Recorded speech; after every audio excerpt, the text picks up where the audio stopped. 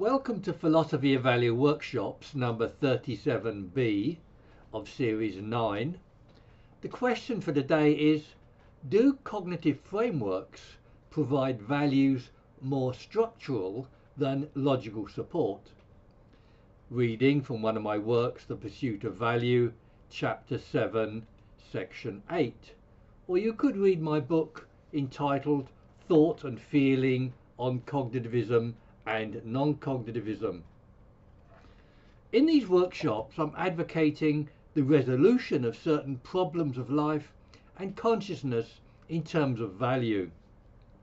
That is, a principle of an affirmation or will to value leading to a certain adequacy or sufficiency of value.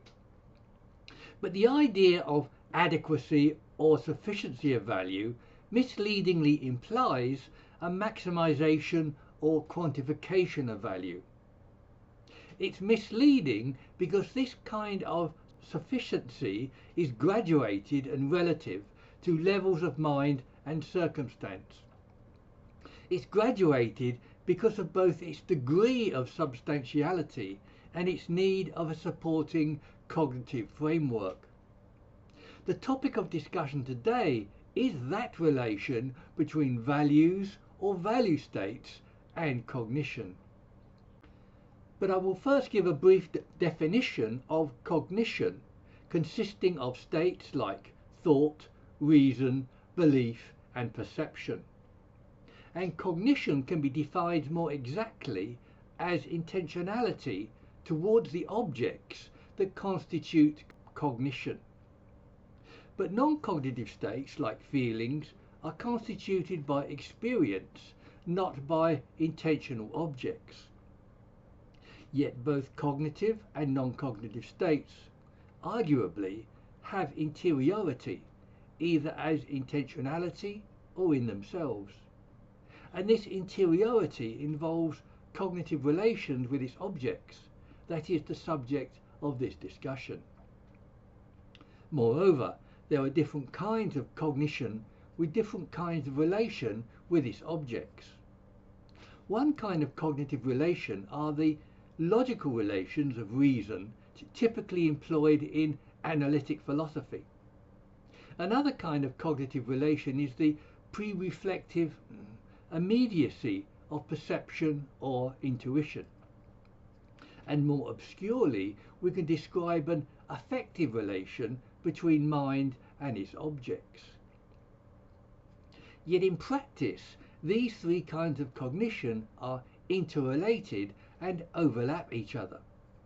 For example, analytic philosophy and reason involve pre-reflective cognition of its immediate objects. And pre-reflective cognition provides the basic perceptions of effective relations. Yet empiricists, but not myself, would describe such basic perceptions as sense data. And of course, these three kinds of cognition are terms of convenience. There are many others like analytic, synthetic, holistic, a priori, a posteriori, and immanent forms of cognition. We will discuss the three particular kinds of logical, pre-reflective, and affective cognition again shortly. Yet to gain an initial understanding of affective relations, we can almost describe them as causal. That is, on an externalist theory of mind, not just the brain, but an external world is vital to producing mind. And that apprehension of the world by the mind can only be a cognitive relation. This is why this kind of relation should be called affective cognition. The kind of cognitive relation that we can call logical is widely employed in analytic philosophy. Analytic philosophy sees cognition in terms of theory, explanation, reasons, and certain conceptions of things. And one of its principal methods is to break things down into smaller parts to understand them. So analytic philosophy is typically not holistic, nor implies an immediacy of perception. And like analytic cognition, it principally employs reflective thought. Reflective thought or cognition is employed when we stand back from things in our minds to think about them. Mathematics and logic are paradigm examples of such thought. Yet there are many other examples, such as when a learner speaks a foreign language, he has to translate it first before speaking. But logical or reflective cognition can also be defined by contrast to pre-reflective cognition. From above, an example of pre-reflective cognition is fluent speech, when words appear without deliberation. Another example is Merleau-Ponty's view that much knowledge is acquired and articulated through the body. That is, such as motor skills employed in sport or in driving a vehicle. But these are examples of pre-reflective thought that happen in the unconscious, rather than pre-reflective perception in relation to the external world that we are interested in here. An example of this is the pre-conscious processing employed in blind sight experiments. These were initiated by Nicholas Humphrey and continued by Norman Dixon and others. In Vikrant's study, a densely blind patient is reported to reach out and touch stimuli on a screen which he insisted on not being able to see. Yet Sartre was more interested in pre-reflective perception for philosophical reasons. Nietzsche also spoke about apprehending aesthetics with an immediacy of vision, and Kant unexpectedly also poses a manifold of disordered preconceptualized perceptions. A.N. Whitehead presents the interrelatedness of objects and their relation to consciousness in the concept of prehension. So with the concept of prehension, White gives us a fundamental pre-reflective relation with the world. What's more, the relation of consciousness with objects has a potential causal-like interpretation. That is, on an externalist theory of mind outlined shortly, cognition of the world implies causal-like properties. This is because an externalist theory regards the external world as one of the factors that produce mind, and in prehension, consciousness relates to objects in the way that physical objects relate to each other. So the idea of prehension is compatible with an affective account of cognition. All this is speculative rather than evidence, but it takes us to an affective version of cognition. That is, where mind or consciousness relates to the world in a way which must also be described as cognitive. Yet this affective relation is of a different kind to reason or intuitive forms of cognition. It is a form of cognition that is structurally active with the external world, and this relation is endorsed by phenomenological concepts like intentionality, as well as externalist theories of mind. Intentionality is a central phenomenological concept that describes the process of the relation of consciousness towards its cognitive objects, and as such, intentionality expresses the character of phenomenology. Both analytic philosophers and phenomenologists are interested in cognition of intentional objects, but the relation is more actively implied by phenomenologists like Husserl, Heidegger and Sartre. That is, intentionality is given less logical and more structural significance. Yet Sartre thought that Husserl and Heidegger weren't sufficiently structural in their thinking. But Husserl does speak of the above noted life world, in which perceptions take on a more active role. In perceiving a building, for instance, we see only the front, but understand that there is also a back. Husserl also talks about different modes of perceptions, or presentations as he calls them. That is, presentations can appear in the flesh, in desiring or fearing, in bodily presence, in memory or fantasy. These are different modes or qualities that indicate a different kind of relation than the analytic. And Husserl also believes in graduated perceptions with greater or lesser degrees of the sensory in them. This again contrasts with the binary analytic judgment of objects existing, either existing or not existing. Yet such graduation is compatible with the idea of attenuated cognition previously discussed. Heidegger's notion of Dasein as a being in the world also implies an intimate relation with the world. With Heidegger, mind is no longer separated from the world, as in the Cartesian view. And in Heidegger's existential account, objects of the world are crucial to his analysis. Objects like a hammer, for example, are described as ready to hand or perceived in different ways. Yet the significance of effective relations in our presentation can be expressed in at least two ways. One, in the supportive function that cognition affords mental states. I will explain this soon. And two, that different kinds and qualities of value states are produced and depend upon cognitive frameworks.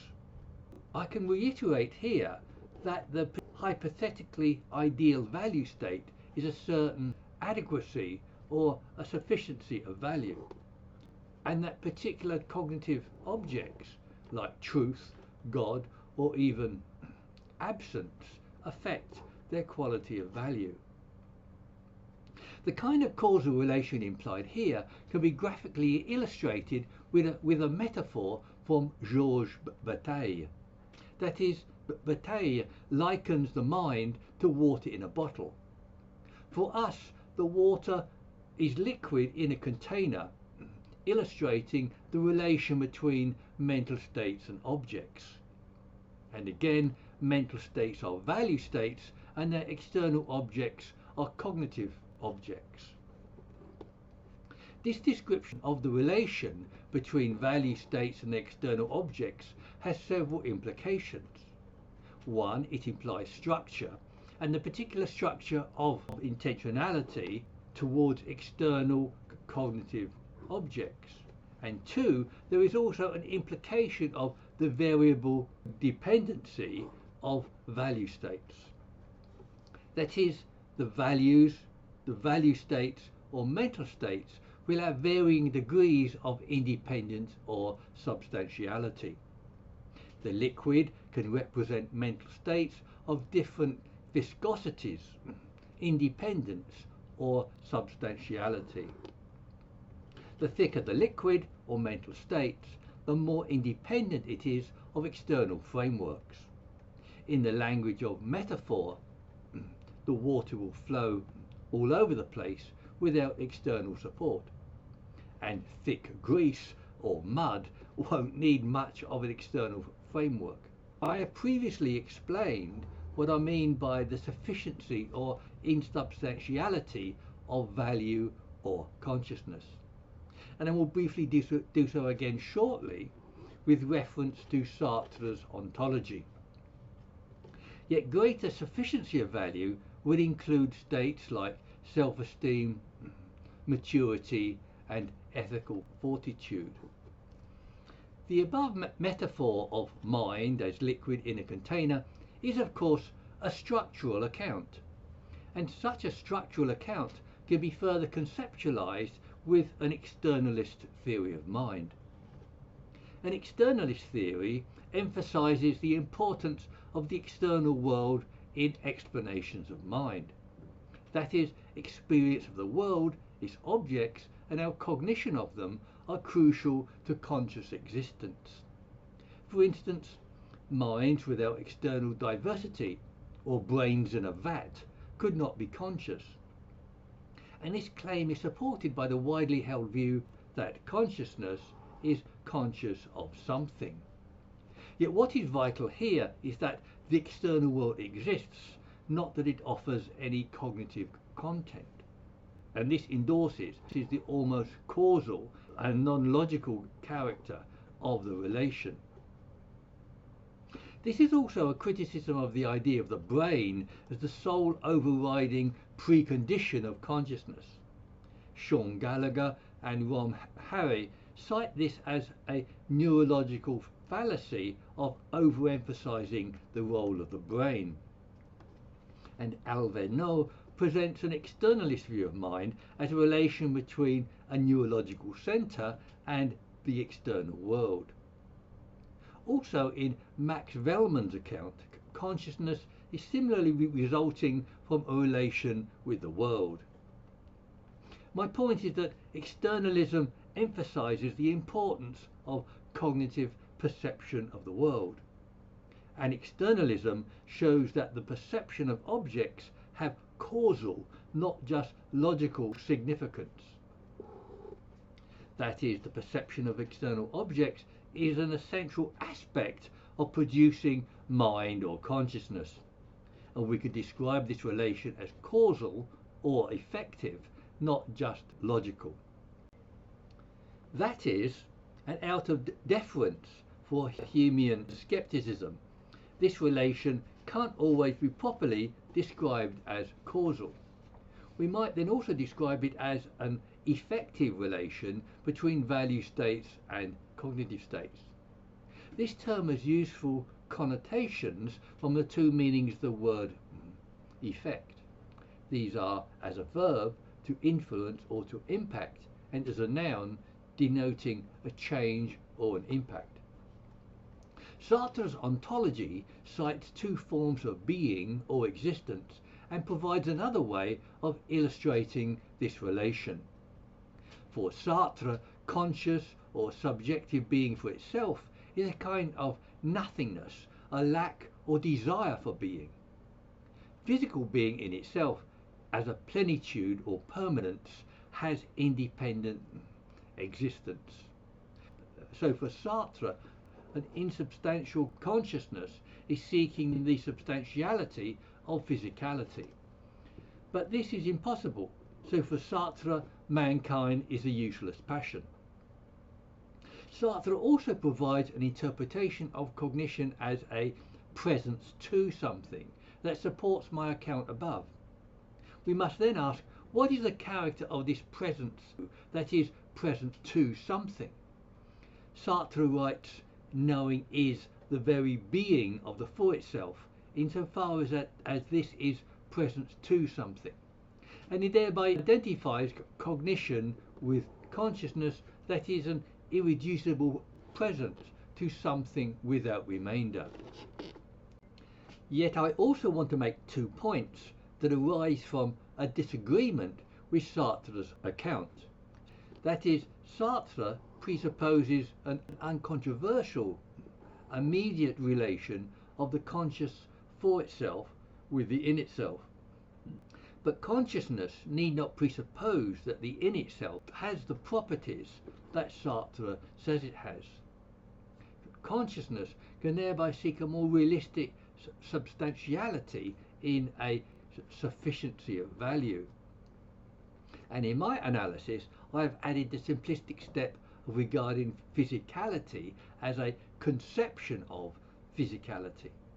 This also turns Sartre relations between physical being in itself and consciousness being for itself into a valid phenomenological relation between cognition and appearance of value states.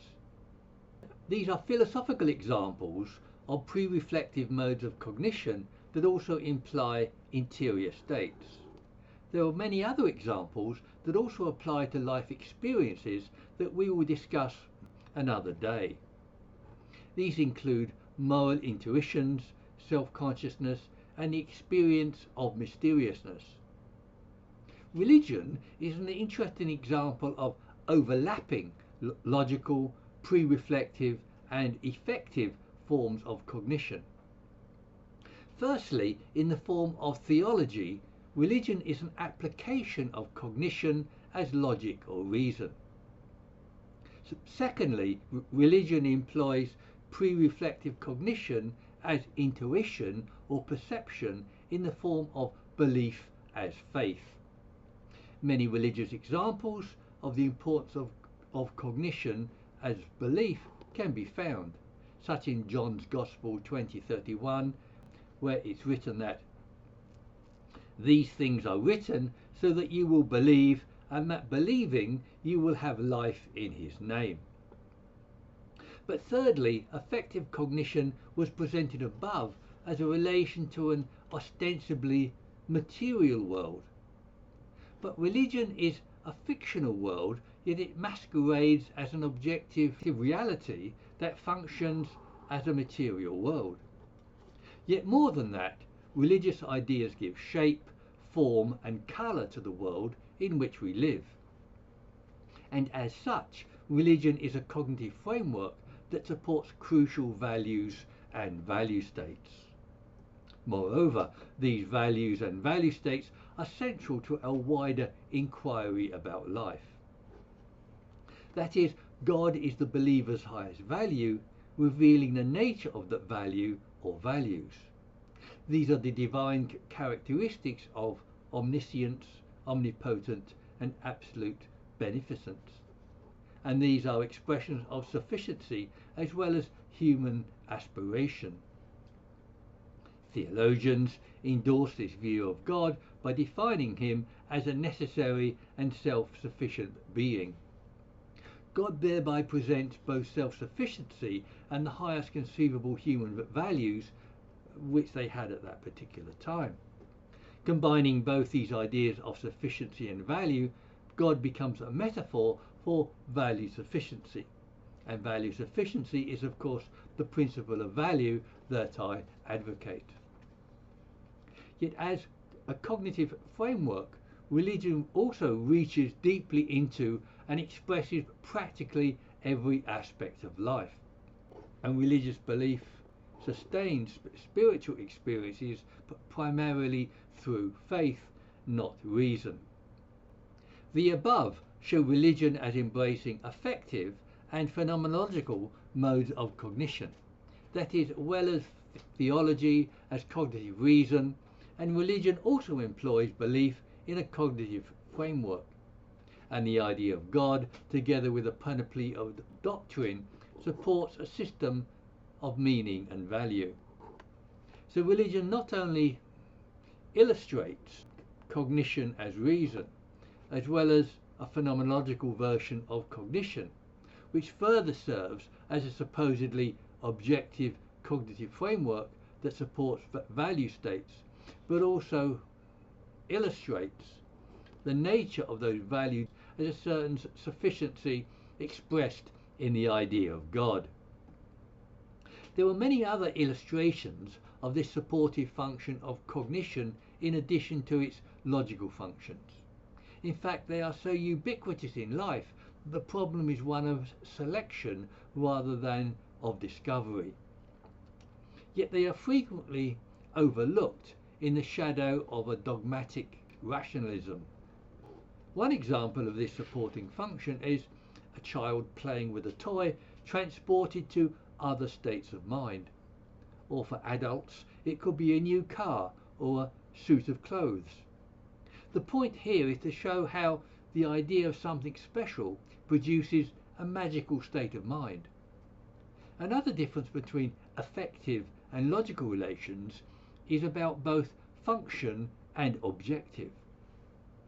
As noted earlier, a logical or analytic view is attempting to make deductions in order to draw conclusions. An affective account seeks to understand this relation and its consequences. This can be seen in the kind of cognition as immediate perception employed in aesthetic appreciation. That is, the intuitive apprehension of art, music, or paintings doesn't employ logical processes. It has powerful aesthetic effects. For example, Nietzsche said, "Life without music would be a mistake." John McDowell further discusses the dependence of aesthetic value on the cognition of external objects. Nietzsche goes on to reject religious, moral, and rationalist justifications, and he sought aesthetic justification. He wrote, "The existence of the world is justified only as an aesthetic phenomenon." For Nietzsche, aesthetics is about visceral experience, including sensual and sexual experience. He decried ethics, but he sought to replace it with a new morals and new values. Yet immediate or intuitive perception is widely and unavoidably employed in ethics, for better or worse. We have previously seen how intuition can mislead beliefs about fundamental, intrinsic, and objective values. This is because such fundamental principles are difficult to establish. They include such fundamental intuitions as why is the good will good. John McDowell tried to explain such basic perceptual capacity in the cognitivist terms of favourable light. Kant also presents an interesting account in attempting to integrate both subjective and objective concerns. Kant held a rationalist or analytic view of cognition, but he also moves towards an intuitive view of cognition. That is, he asks us to work out the material content of action through reason and universalization. But Kant and other cognitivists hold that a certain conception of things is sufficient to motivate action. For example, just seeing someone in need of help will motivate us to help him without any additional impulse. Or just seeing an apple will motivate us to eat it without a feeling of hunger. Non-cognitivists like Hume hold that reason is impotent and feeling is needed to motivate action. Hume also held views about cognition that are compatible with those advocated here. That is, he explained belief, action and experience with his principle of an association of ideas, not reason. On this view, beliefs in causality and moral principles are derived from impressions and sentiment. And in this way, Hume connects values with an immediate form of cognition as impressions. But it's not my purpose to argue these views here, only to illustrate them. Moral judgments, however, provide cogent examples of how intuitive beliefs support crucial values. My own account of morality illustrates this relation particularly well, as might be expected. This is a value theory ethics in which value judgments reflect value back upon the agent. And in my view, that reflected value explains the moral experience. More specifically, I hold that morality involves judgments about matters that are deemed to be moral. They are only deemed to be moral because I believe that their content isn't fixed or definitive. Yet that conception of them as moral employs the relation at issue in this workshop. That is, the relation of perceptual cognition to a value state is in this case to moral value.